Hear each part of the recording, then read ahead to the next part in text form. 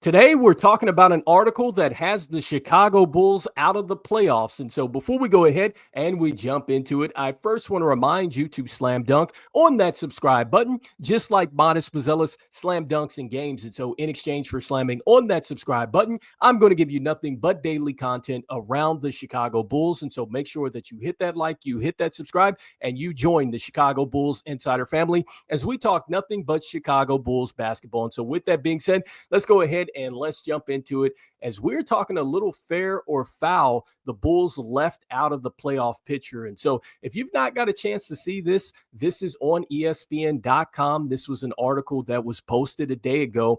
And this is where the insiders are predicting the Eastern and Western Conference standings. And so right now they have the Chicago Bulls on the outside looking in. In fact, they have them at the bottom five. And so here's the list that they have right now. And so they have the Chicago Bulls at 11. They have the Raptors there at 12.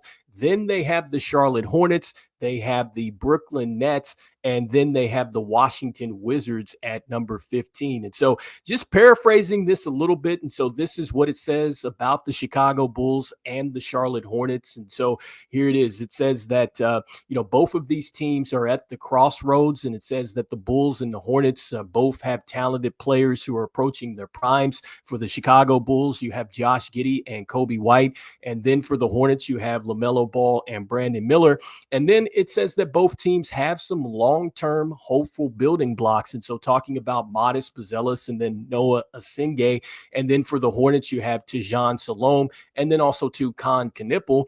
And it says that these are rosters that could wind up fighting for a play-in spot, or they could be fighting for a spot near the top of the lottery. All right, so going into the fair or the foul about this. And so, look, I think that this is very much fair right now for the Chicago Bulls to be on the outside looking in, because at this point in time, when you look at the team that they have ahead of them right now, the next tier of teams that they have as far as the playing group, they have the Milwaukee Bucks, they have the Boston Celtics, they have the 76ers, the Miami Heat, and the Indiana Pacers. And so for the Sixers, I question if they're really that good, but I think that when you look at what they have on paper, it looks like that's a team that clearly should be ahead of the Chicago Bulls. And with the Miami Heat, that's another team that would be questionable as well. But one of the things that I think a lot of people forget about is that they did make the trade to get Norman Powell over. So I think that is certainly going to help them.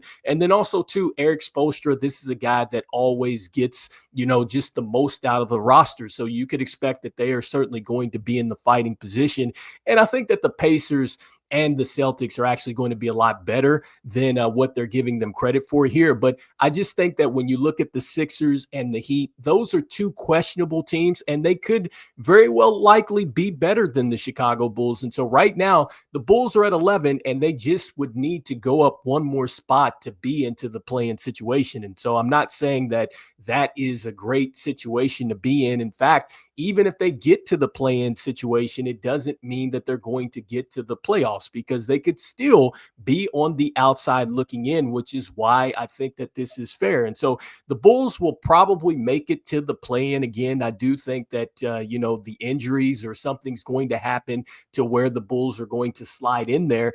I just don't know if they're going to get past the play-in situation to outright qualify for the playoffs. And so, for me, I think we're very much in fair territory. And I think for the Bulls to really be a team that proves, just a lot of people wrong and just getting into the playoffs, I think that the first thing that the Bulls are going to have to do is they're going to have to play some defense. I think that is going to be critical for this team to really turn the corner, because we know that they're going to come in with the offense and they're going to shoot the threes and all this stuff like that. And they're going to get up shots, which is going to be great. But at some point, you have to be able to stop other teams. And so I think on the perimeter, they're going to be better than they were a year ago. I do think that when you add Isaac Okoro over, that's going to help you. I think that when you get Ayo Dosunmu back healthy and just hungry, that's certainly going to help you. You're hoping that you can get something out of Patrick Williams that just resembles what he's done in the past. And so that would certainly help you there, as far as, the perimeter. And then also, too, he would actually help you somewhat with the interior defense because he could switch onto bigger players. But the Bulls still, they're going to have to try to figure something out in the middle. I think that that's really going to be the key, is just trying to stop so many points in the paint. I think that that was probably the biggest issue. And we know, what comes with that, because Vooch, yes, he's going to give us, everything on the offensive end, but defensively, that's not his calling card. And we understand that.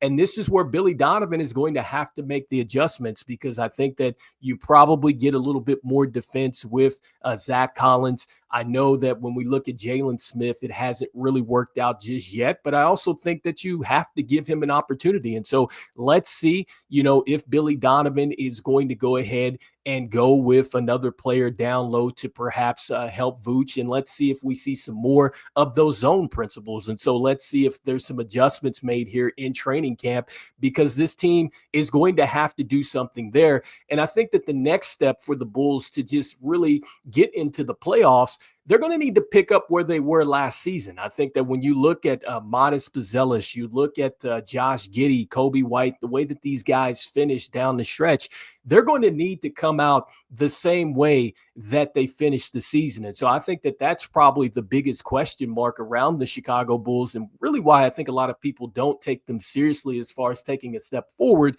because they want to know how real that was. Because, once you get towards the end of the year, you have, teams who obviously maybe have checked out the injuries and all that stuff like that. But now, at the start of the season, everybody is all in. And so, yes, teams are still going to be making adjustments and stuff like that. But let's see, did the Bulls really gel together as a team? Because that's going to be critical and really kind of shape the direction that AK is going to take next with this team. I think that that kind of really is going to play a lot into what he would possibly do at the trade deadline, and also to what he would be thinking about for the summer. And so that's going to be another critical aspect. Are players going to pick up where they left off from a season ago? And I think the next thing that the Bulls are going to have to rely on, as far as just really taking the step to get into the playoffs, and I'm talking about outright qualify, get out of the play-in situation, then they're going to have good contributions from the younger players on this team. And so not just Modest and not just Noah Asingay, but you really need to see something from Julian Phillips. You're going to have to see something from Dalen Terry. Like, that group collectively is going to have to take a major step forward. And I think that with Modest Buzelis, he is poised to take a step forward. I do believe it's realistic that we see him increase by anywhere from 4 to 7 points. I think that he can also add to his rebound totals. And then, too, one of the things that I didn't touch on is defensively, I think Modest Buzelis is going to be better, because we talk about how he's gotten stronger for the offense. Well, that stuff helps you defensively too as well, because now you can stay on balance a little bit more once you get the contact and the physicality from the offensive player that you're guarding. You're going to be able to fight over top of the screens and things like that. So I think that those things are definitely going to be a factor. And then also too, with Modest Buzelis on the defensive end, if he becomes more of a shot blocker, now what happens is that's how you get into transition. Hopefully those block shots are not going out of bounds. He keeps them in play, and we're able to get into that transition game. And so that certainly helps you. Noah Asingay, with him, you're just hoping that he takes the similar type of path as Modest Buzelis. And so I think that that would be something that it's just not on a lot of people's bingo card, is him coming in and playing extremely well like that. Julian Phillips definitely showed us the signs. Can he continue to take the step forward? I always like what I'm hearing about with Dalen Terry in the summer, and just the amount of work that he's putting in now with Steve Nash. He's worked with Peter Patton. I think also too, the summer before, he was working with DeMar DeRozan and Kevin Durant and all those guys like that. And so it's all about putting it all together. And so that right there would definitely be a huge step forward for this team qualifying for the playoffs. And then that's that's not even factoring in what we have with the veterans that are still young on this team. So you have Kevin Herter, who I think is definitely trending in the right direction. He certainly recovered, from that time that he had there with the Sacramento Kings and really just the down part. And I think he's now to a point where he's at a level that he certainly can help a team. And so, he's going to space the floor. He's not somebody that's going to be a defensive liability. Let's see if the Bulls are going to continue on with him. Trey Jones, I think he was very good in his time starting. And I think he now steps into a little bit of that Lonzo Ball type of role. And also, too, he allows the offense to run at an optimal level when you go ahead and you put Josh Giddey or Coby White on the bench. He can still go out there and run the offense the way that you would want to. And so there's pieces here for this team to take a jump like that. Yes, they're going to have some luck to catch some of these teams. Again, the teams that the ESPN article has listed, because I do think the Bucks are going to be right there. I think the Celtics are going to be in contention as well. And then also to the Pacers, even though they don't have Halliburton, they don't have Turner, they're still going to be right in the mix. The 76ers and the Heat, big time questionable, because with the Sixers, I mean, they're going to be, I still think, heavily dependent on Embiid. And then with the Heat, yes, they add Norman Powell, but still, it's a team that to me is like top heavy here. And so if any of those guys struggle or if there's an injury or something like that, I think that that's going to be particularly tough for the Miami Heat. And so I could see them kind of drop down, but let's see what happens here.